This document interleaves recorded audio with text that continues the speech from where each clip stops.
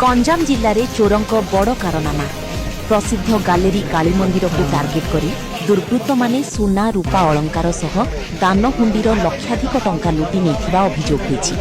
आसंतु जानिबा संपूर्ण घटना। गंजाम जिला भंजनगर ब्लॉक तारासिंह थाना अंतर्गत प्रसिद्ध गैलेरी काली मंदिर रे गत विलंबित राति एक बड़ धरणर चोरी घटना सामना को आसीछि।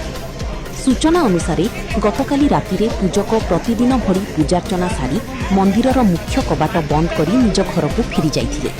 हेले आज सकाळे से मंदिर को आसिबा परे मंदिर रे चोरी होइथिबा देखि आश्चर्य हो जाइथिले।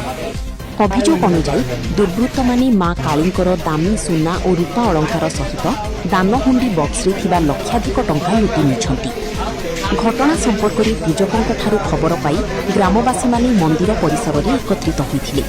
परे तारासिंह थाना पुलिस को सूचना दिया जाइथिला। खबर पाई पुलिस घटनास्थल में पहुंची मामलार तदंत आरंभ करिछि। चोर मानंकु चिन्हट और गिरफ करिबा पाई पुलिस पक्षरु खोलताड़ जारी रहिछि। मंदिर रे एभरी चोरी घटना स्थानीय अंचल में चिंतार विषय पालटिछि। पुलिसर तदंत परि प्रकृत घटना सामना को आसिबो बोली आशा करा जाउछि।